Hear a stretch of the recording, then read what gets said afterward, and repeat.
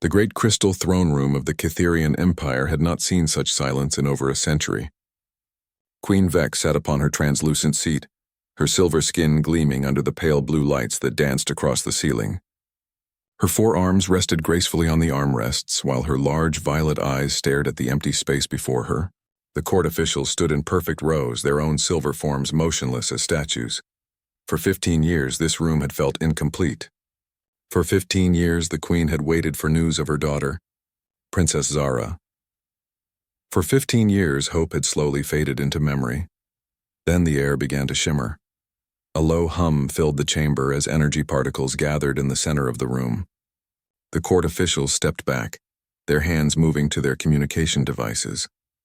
Queen Vex leaned forward, her hearts beating faster than they had in years. The shimmer grew brighter, taking shape. First, the outline of a figure appeared, then another, then two smaller ones. When the light faded, Princess Zara stood before the throne, but she was not alone. The princess looked exactly as she had 15 years ago, her silver skin unmarked by time, her violet eyes bright and alert. Her long white hair flowed down her back like liquid starlight. She wore strange clothing, not the elegant robes of Cytherian nobility, but simple fabric garments that seemed to come from another world. In each of her hands, she held the hand of a small child. The court gasped. The children were unlike anything the Cytherians had ever seen. They had silver skin like their mother, but it was duller, more muted. Their eyes were violet, but smaller and rounder than proper Cytherian eyes. Most shocking of all, they had hair that was brown, a color that did not exist in the Cytherian genetic line. Queen Vex rose from her throne, her forearms trembling. "Zara," she whispered. The princess looked up at her mother and smiled. "Hello, mother. I have returned." The silence stretched between them for a long moment. Then Queen Vex rushed down from her throne, her royal robes flowing behind her. She reached her daughter and wrapped all four arms around her, pulling her close. "My child." The queen sobbed. "My precious child. I thought you were lost forever." Zara hugged her mother back with her two arms. "I am sorry I could not return sooner. There were complications." Queen Vex pulled back and looked down at the children, who stared up at her with wide eyes.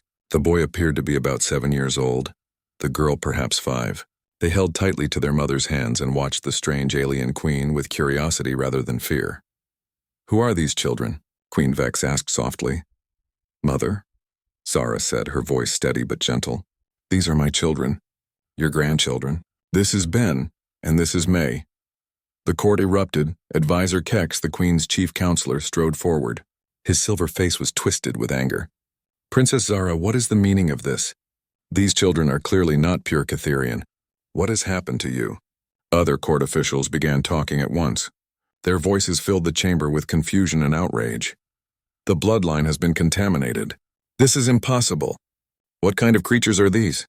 Queen Vex raised one hand and the room fell silent. Her violet eyes moved between her daughter and the two children, trying to understand. "Zara," she said carefully, "please explain what has happened." Princess Zara looked around the room at all the staring faces. She could feel their shock, their disapproval, their fear. But she also felt the small hands in hers warm and trusting. She drew strength from that touch. 15 years ago, I was returning from the diplomatic mission to the Outer Rim, she began. My ship encountered a solar storm near an uncharted system. The navigation systems failed, and I crashed on an unknown planet. She paused, remembering that terrible day. I was badly injured. My ship was destroyed. I thought I would die alone on that strange world. "What planet?" Queen Vex asked. "The inhabitants call it Earth," Zara replied. "It is home to a species called humans." Advisor Kex made a sound of disgust. "Humans? Those primitive creatures from the outer spiral? Princess, surely you did not have contact with such beings." Zara's eyes flashed with anger. "Those primitive creatures saved my life, Advisor Kex. Without them, I would have died in that crash." She looked back at her mother. "A human named Sam found me in the wreckage. He was a scientist studying life forms. When he saw me, he could have run away in fear. Instead, he helped me. He brought me to his research station and treated my injuries." The court officials exchanged glances. This was not what they had expected to hear. "Sam had to keep my presence secret," Zara continued. "His people were not ready to learn about other intelligent species. For months, he cared for me while I healed. He taught me his language, his customs. He showed me human art and music and literature. Queen Vex saw a softness in her daughter's eyes that had never been there before. You grew fond of this human. I grew to love him, Zara said simply. And he loved me. The silence that followed was deafening. Advisor Keck stepped forward again. Princess Zara, you cannot mean what I think you mean. You are the heir to the Kitherian Empire. You cannot have mated with an alien creature. Sam is not a creature, Zara said firmly. He is intelligent, kind, and brave. He is the father of my children, and I will not allow you to speak of him with disrespect. Queen Vex looked down at Ben and May again. The children had been listening to everything, but they did not seem frightened.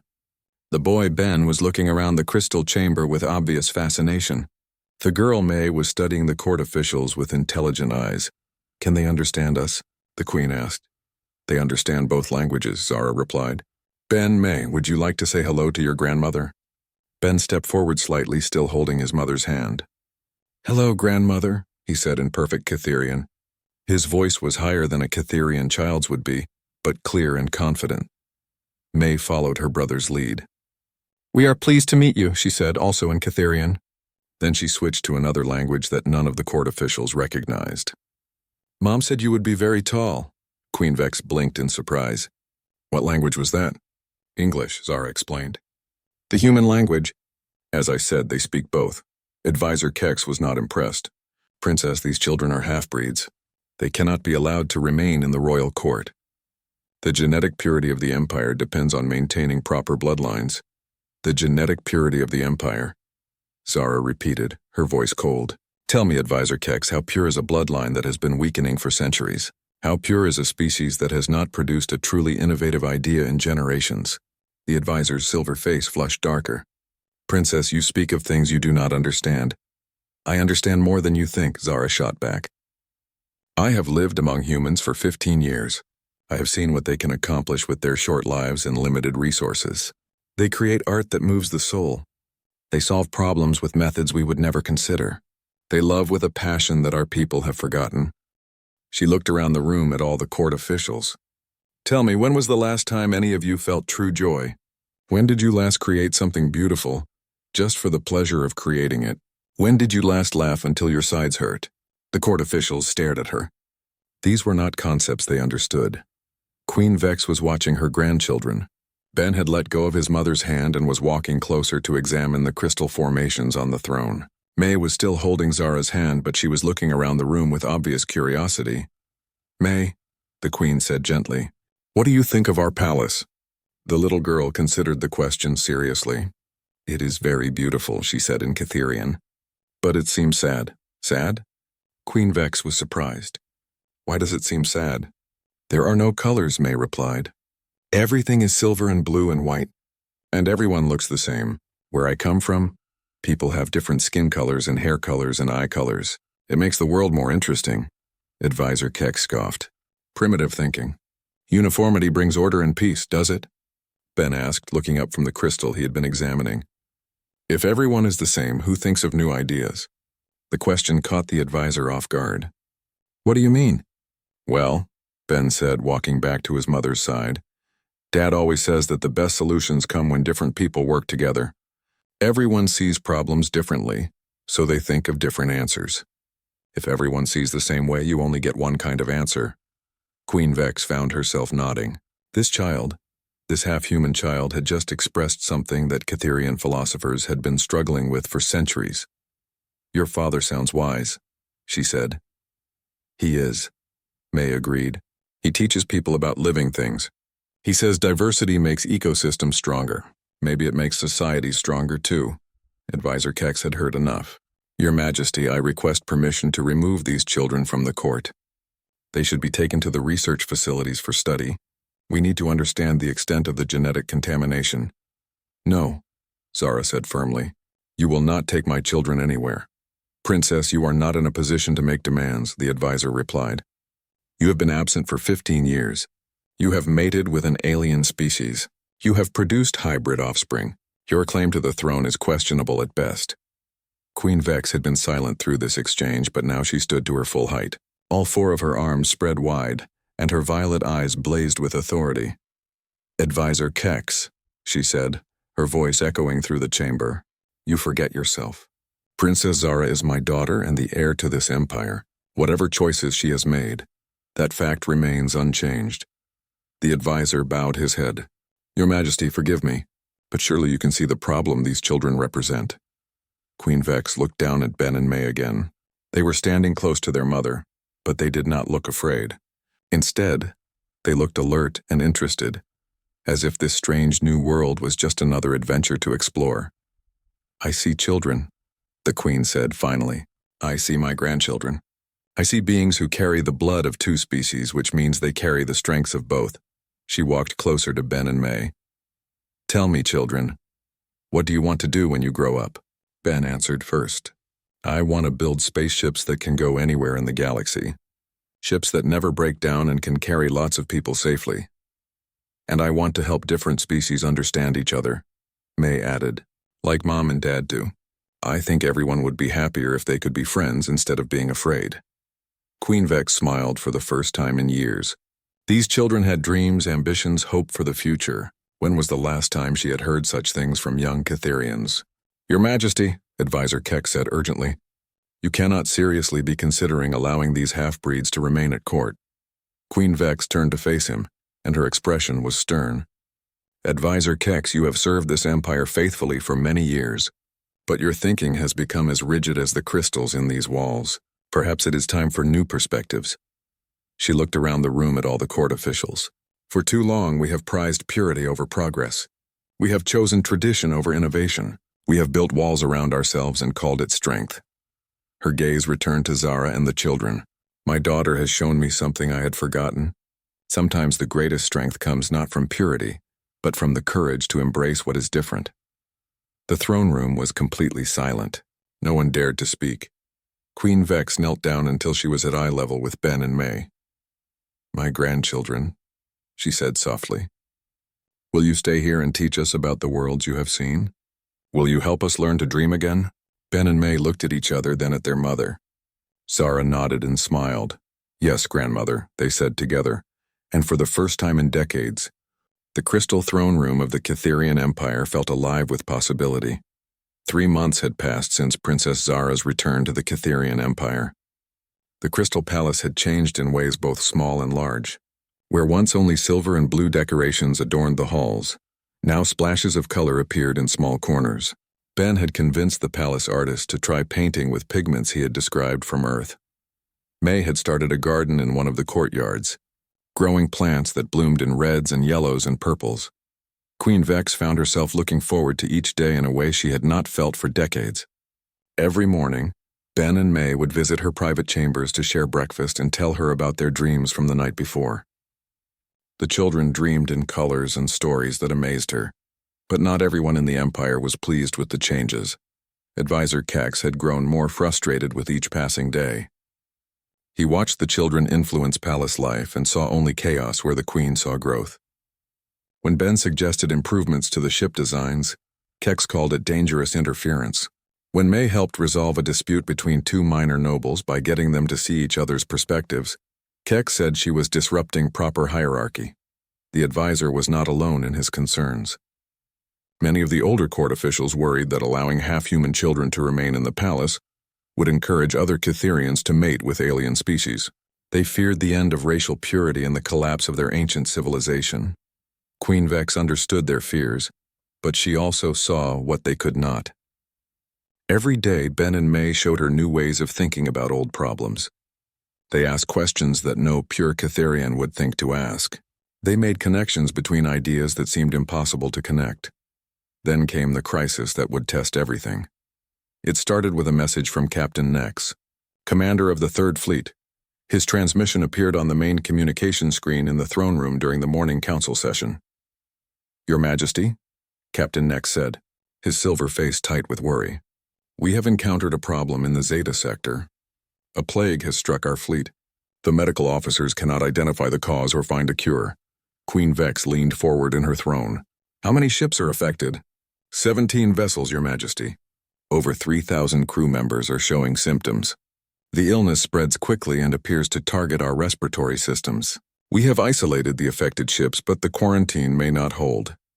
Advisor Keck stepped forward. Captain, what measures have been taken? We have tried all standard medical protocols, the captain replied. Our best doctors are working around the clock, but they have never seen anything like this disease. The affected crew members grow weaker each day. We estimate we have perhaps 2 weeks before we start losing people. The throne room fell silent. Disease was rare among Cytherians, and when it did occur, their advanced medical science usually found solutions quickly. If their doctors were stumped, the situation was truly dire. I will send our top medical researchers to assist you, Queen Vex said. Hold your positions and continue the quarantine. We will find an answer. The transmission ended, and the council immediately began discussing options. The conversation was typical of Cytherian problem-solving, methodical, logical, and focused on proven techniques. Ben and May had been present for the council session, as had become their custom. They sat quietly in small chairs beside their mother's seat, listening to the adult conversation with intense focus. As the officials talked in circles about medical procedures and research protocols, Ben raised his hand. Your Majesty, he said politely, may I ask a question? Several officials turned to look at the boy with irritation. This was a serious matter, not time for childish interruptions. Queen Vex nodded. What is your question, Ben? The captain said the disease targets the respiratory system. Have the doctors considered that it might not be a disease at all? Advisor Kex frowned. What do you mean, child? The symptoms clearly indicate illness. On Earth, Ben continued, my dad taught me that sometimes what looks like a disease is actually poisoning, or an allergic reaction, or exposure to something harmful in the environment. The officials exchanged glances. This was not how they approached medical problems. May spoke up next. Also, has anyone asked what the ships were doing before people got sick? Dad always says you have to look at the whole picture, not just the symptoms. Dr. Yex, the chief medical officer, looked skeptical. Child, our medical science is far more advanced than anything your human father might know. But maybe that's the problem, May replied. Maybe you're looking for complicated answers when the real answer is simple. Queen Vex held up a hand to stop the murmurs of protest from her officials. Explain what you mean, May. Well, the little girl said, if all the doctors think the same way and use the same methods, they might all miss the same thing. But if someone thinks differently, they might see what everyone else missed. Ben nodded eagerly, like when Mom couldn't fix the water recycler on Dad's research station. She tried all the Cytherian techniques, but nothing worked. Then Dad looked at it and realized the problem wasn't with the recycler at all. The problem was with the water source. Queen Vex found herself intrigued. Are you suggesting we approach this differently? Maybe we could talk to the sick people directly, May suggested. Not just look at their medical readings, but actually ask them what they remember from before they got sick. And maybe we could ask someone who isn't a Cytherian doctor to look at the data, Ben added. Someone who might see patterns your doctors would miss. Advisor Keck stood up abruptly. Your Majesty, this is ridiculous. We cannot base medical decisions on the suggestions of half-breed children who have no formal training. Perhaps not, Queen Vex said thoughtfully, but we can explore all options. Dr. Yex, establish a communication link with some of the affected crew members. I want to hear their personal accounts. Your Majesty, Dr. Yex protested, that is highly irregular. Medical diagnosis should be based on scientific data, not patient stories. Do it anyway, the Queen commanded. For the next hour, the council listened as crew members from the affected ships described their experiences. Most told similar stories. They had been fine one day, then suddenly developed breathing problems the next. But as May had suggested, the children asked different questions than the doctors had. Where were you when you first felt sick? May asked one crew member. I was in the navigation chamber updating our star charts, the officer replied. What about you? Ben asked another. I was in the geology lab analyzing mineral samples we had collected. A pattern began to emerge. All of the affected crew members had been working in chambers that processed data or materials from the same planetary system. Dr. Yex, Queen Vex said, have your people tested the materials collected from that system? Of course, Your Majesty. All materials are routinely screened for toxins and biological hazards. These samples showed nothing dangerous. But, Ben said excitedly, what if the dangerous thing only happens when Cytherian physiology interacts with something specific? What if the test didn't catch it because they were designed for general hazards, not species-specific reactions? May leaned forward. Like how some humans are allergic to things that don't bother other humans at all. Dr. Yex looked like he had been struck by lightning. Respiratory distress in response to a species-specific allergen or toxin present in the collected materials. It would explain why standard treatments aren't working, another medical officer added. We've been treating a disease, but it's actually a reaction. And if we remove the source of the reaction and treat the symptoms as an allergic response instead of an infection, Dr. Yex continued, his excitement growing, we might be able to reverse the effects. Queen Vex looked at Ben and May with new respect. Children, you may have just saved 3,000 lives. The medical team immediately began working on this new approach. Within hours, they confirmed that the mineral samples from the planetary system contained trace elements that were harmless to most species, but toxic to Cytherian respiratory systems. The affected crew members were moved away from the contaminated materials, and their chambers were decontaminated. New medications designed to treat allergic reactions rather than infections were administered. The results were dramatic. Within 2 days, crew members began recovering. Within a week, the crisis was over. The news of the children's contribution spread throughout the Empire. Some Cytherians were amazed that half-human children had solved a problem that stumped their best scientists. Others were disturbed that their pureblood medical officers had been outthought by hybrid youngsters. The debate might have continued indefinitely. But then something happened that changed everything. A small ship appeared at the edge of the Cytherian system. It was unlike any vessel in their databases, crude by their standards but clearly functional. The ship requested permission to approach the capital planet. Unknown vessel, the traffic controller transmitted. Identify yourself and state your purpose. This is Dr. Sam Chen of Earth, came the reply in heavily accented Cytherian. I am looking for my family. In the throne room, Princess Zara gasped. Ben and May jumped up from their chairs. Dad, May shouted. He came for us, Ben added. Queen Vex watched her. Daughter's face transformed with joy and realized that she was about to meet the human who had captured her. Daughter's heart and fathered her grandchildren. The meeting took place in the palace's main landing bay. Queen Vex insisted on being present, along with most of the court officials.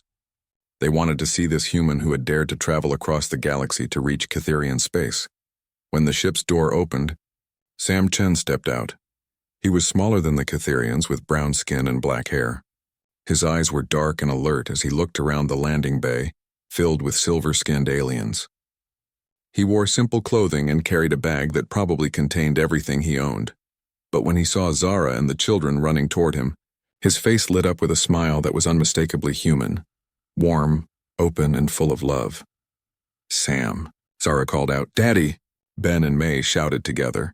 The family reunion was unlike anything the Cytherian court had ever witnessed. Sam picked up both children at once, spinning them around while they laughed. Then he pulled Zara into his arms and they held each other as if they would never let go. The court officials watched in fascination. This was pure emotion, unfiltered and uncontrolled. It was messy and loud and completely wonderful. When the family finally separated, Sam walked over to Queen Vex. He was clearly nervous, but he stood straight and looked directly into her violet eyes. Your Majesty, he said in careful Cytherian, I am Sam Chen. I am honored to meet you. Dr. Chen, Queen Vex replied, you have traveled a long way. I had to come, Sam said simply. My family is here. Advisor Keck stepped forward. Human, you have entered Cytherian space without authorization. Your presence here is illegal. Sam's jaw tightened, but before he could respond, Ben spoke up. Advisor Keck, that's not fair. Dad didn't know your laws because no one ever told humans about them. How can he follow rules he doesn't know exist? May nodded. And besides, he only came because he loves us. That's not illegal, is it? Queen Vex found herself smiling. Once again, her grandchildren had cut straight to the heart of the matter. Dr. Chen, she said, tell me about your journey here. Sam relaxed slightly. I spent 5 years building that ship. I had to reverse engineer technology from Zara's crashed vessel and combine it with human engineering. It shouldn't have worked, but somehow it did. You built that ship yourself? One of the engineering officials asked in amazement. With help from some colleagues, Sam admitted. We knew it was dangerous, but I couldn't leave my family. Ben beamed with pride. Dad's really smart. He figured out how to make human computers talk to Cytherian power systems. That should be impossible, the engineering official murmured. Humans specialize in making impossible things work, May said matter-of-factly. Queen Vex studied Sam's face. She saw intelligence there and determination. And something else. The same love for her daughter and grandchildren that filled her own hearts. Dr. Chen, she said finally, would you be willing to share your hybrid technology with our engineers? We could learn much from your methods, Sam looked surprised. Of course, Your Majesty. I'd be happy to help.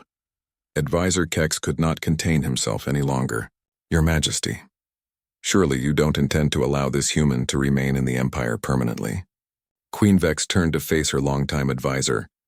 Actually, Kex, that is exactly what I intend. The throne room erupted in shocked voices. Officials argued with each other while Sam, Zara, and the children watched in confusion. Queen Vex raised all four arms for silence.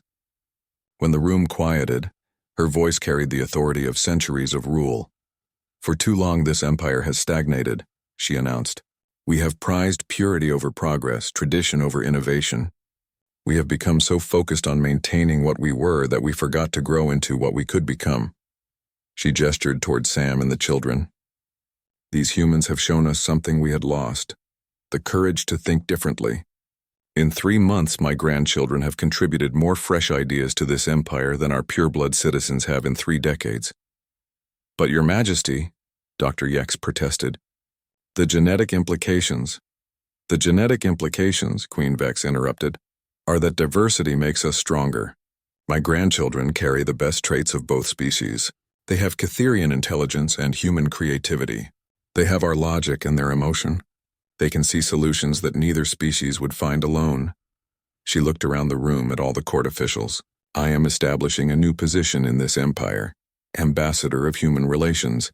Dr. Sam Chen will be our first ambassador.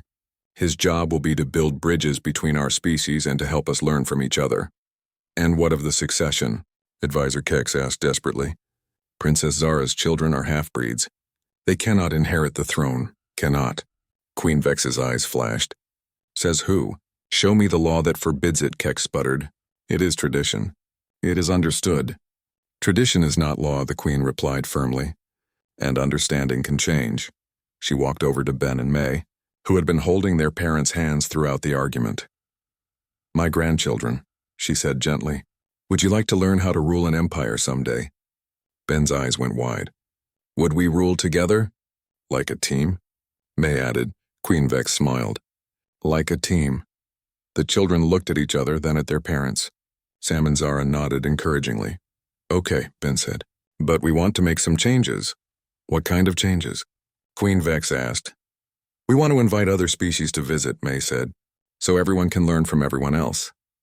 And we want to explore new planets together, Ben added. Not just Cytherian ships, but ships with mixed crews. And we want to solve problems by asking everyone for ideas, May continued. Not just the people in charge. Queen Vex felt her heart swell with pride and hope. These children, these wonderful hybrid children, would lead the empire into a future she had never dared to imagine. I think, she said, that your ideas are exactly what this empire needs. Advisor Kex made one last attempt. Your Majesty, I beg you to reconsider. This path leads to chaos. Queen Vex looked at him with compassion. No, old friend. This path leads to growth. Chaos would be continuing to do the same things while hoping for different results. She turned to address the entire court. The Cytherian Empire will change. We will embrace diversity, welcome new ideas, and build relationships with other species. We will remain proud of our heritage while being open to our future. The court officials looked uncertain, but they could see the determination in their queen's eyes, and they could see the joy in Princess Zara's face as she stood with her reunited family. Over the following months, the changes began slowly but steadily. Human technology was integrated with Cytherian systems, creating innovations that neither species could have achieved alone. The first interspecies cultural exchange programs were established. Young Cytherians began studying human art and philosophy, while human scientists learned Cytherian physics and engineering. Ben and May became the symbols of this new era. They spent their days learning about both their heritages. preparing for the day when they would help lead an empire that was no longer afraid of being different. And in the crystal throne room, where silence had once reigned supreme, the sound of laughter could now be heard every day. The empire had not just accepted change, it had embraced it, and in doing so, had discovered that the future was brighter than they had ever dared to dream.